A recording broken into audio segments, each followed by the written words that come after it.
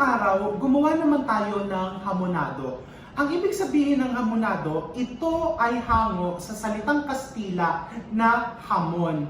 Ibig sabihin, lulutuin mo yung karne na may kasamang konting asukal para magkaroon ng tamis at maglasang ham. So para gawin to, first, kailangan mo ng 1 1/2 kilo, 1.5 kilo na karne ng baboy. Ito, in-order ko lang online from Fresh Options. This is their pork barbecue cut.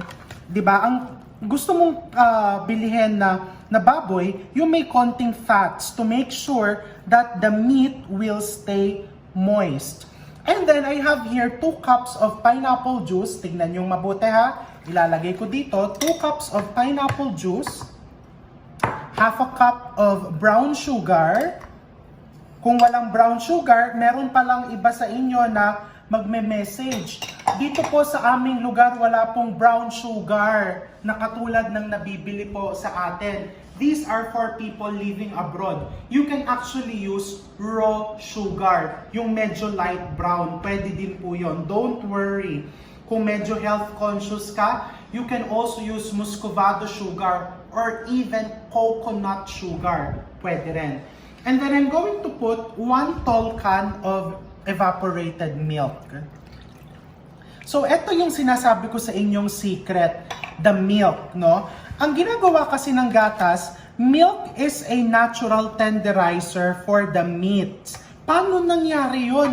Paano nangyaring nagpapalambot ang gatas ng karne? Because milk naturally contains lactic acid. Yung natural acidity that is present to your milk, ang ginagawa niyan, it breaks the protein of the meat naturally in a good way para lumambot ito. Kung ikaw ay nakatira sa Italy or mahilig ka sa Italian foods, you will discover na may mga Italian dishes actually na pinapakulo yung karne sa gatas. And the result is a very, very tender meat. Okay? For this hamonado, kasi not all the time makakakita ka ng napakagandang cut ng baboy. Ang nangyayari, when you overcook the pork, tumitigas. When you eat it, masyadong dry na yung loob. So, the milk will really help a lot na mapalambot ng maganda yung iyong meat. And then I'm going to put sea salt. This is rock salt, 1 tablespoon. And 2 tablespoons of fish sauce or patis, no? So, ang gagawin mo, ayan, pinaghalo-halo ko yan. Maganda kung ibababad mo ito ng mga 1 oras. Pwede mo lang iwan dito sa labas, or what you can also do is, you can cover it and leave it overnight inside the refrigerator. Pwede mong gawin yon. Ang gagawin yan is, manunuot yung lahat ng flavors ng pineapple juice, ng milk, nung iyong asin, and yung iyong patis sa loob ng karne para talagang malasang malasa. But since again, I'm using this barbecue cut, makikita mo manipis lang yung pork, pwede ko na din siyang iluto right away. So I'm going to put this in a sauce pot. Ayan, lagay mo lang sa kaserola yan, and then I'm going to turn on the flame medium, no? Isi-simmer ko to for around 30 minutes. Ang takip lang niya is ganito.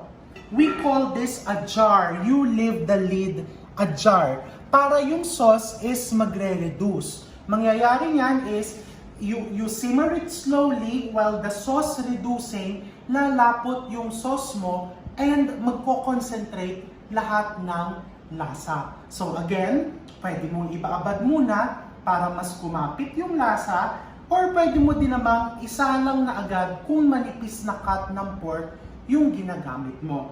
So what I'm going to do here, pakukuluan ko lang to, isisimmer ko lang ng medium flame, over medium flame yung aking hamonado, and then after around 30 minutes, babalikan ko siya. So, kumukulo na yung ating hamonado, ilapit natin yung camera dito. So, makikita mo, nag-curdle na. Yan, buo-buong yan po ay dahil doon sa gatas. So just leave it like that. Mamaya pag lumapot po yung sauce, mawawala na po yan. So again, just keep your flame. Iwan mo lang yung apoy mo na medium. Huwag nyo po ilalagay sa high flame. Because pag masyadong kulong-kulo, uurong po yung iyong karne. Magmumukha silang maliit and there will be too much moisture loss.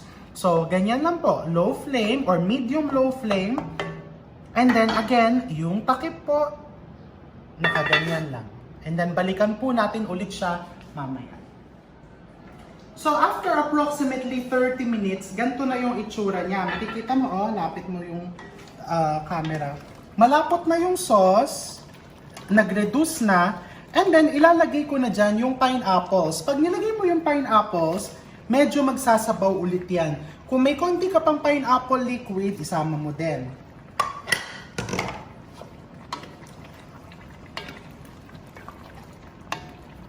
Okay, you put the pineapples. I have here sausage, the canned Vienna sausage. You can also put hot dogs if you want.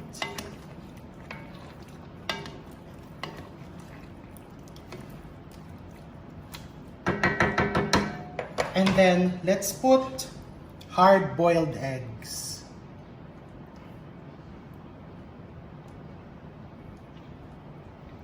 So, lagyan natin yan. Kasi mas sumasarap yung sauce niya kapag yung hard-boiled eggs mo, magbabasag ako ng konti. Because pag yung egg yolk niya is sumama dun sa pinaka-sauce, the sauce becomes extra creamy. Okay, so nagbasag ako ng mga 4 pieces of hard-boiled eggs. Okay, and then the final step is pwede mong takpan yan saglit to let all the flavors intensify and bind together. But as it is, kung ako kakainin ko na yan. So this is our pork hamonado. Very, very easy. Kung if you're wondering, may mga pork hamonado na mas mapula dito. Yon is naglalagay sila ng konting tomato paste. Depende po kasi sa timpla. This is the pork hamonado na nakasanayan namin dito. Matamis, pero hindi sobrang tamis. And habang tumatagal, mas sumasarap. Ganon dapat ang pork hamonado and pati ang samahan. Diba? Habang tumatagal, mas nag-i-intensify in a good way. So eto, makikita mo, no? Nung hinahalo ko siya, nagiging extra creamy yung sauce. That is because of the egg yolk. What you can do here, like what I'm going to do, kasi kahapon, may ginawa na ako nito. Yun yung tinest ko ulit yung recipe. You can put it in containers and then freeze it. Why don't we try? I'll recycle this. Dito ko na lang ilalagay. So, you put a pork, a slice of pork, very, very nice cut, sausage, and konting egg. That's how you eat it. And also with rice. Diba?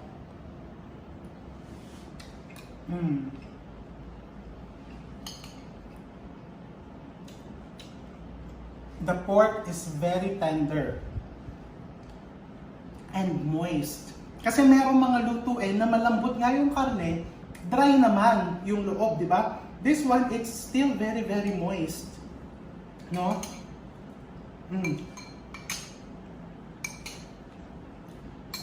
So ano pa hinihintay nyo? Umorder na kayo, mamili na kayo ng ingredients. So you can prepare special dishes at home nang walang stress. Remember, yung mga ganitong putahe na akala natin mahirap gawin, napakadali lang pala, basta alam mo. So I'll see you again next time. Happy weekend and have a great time in the kitchen.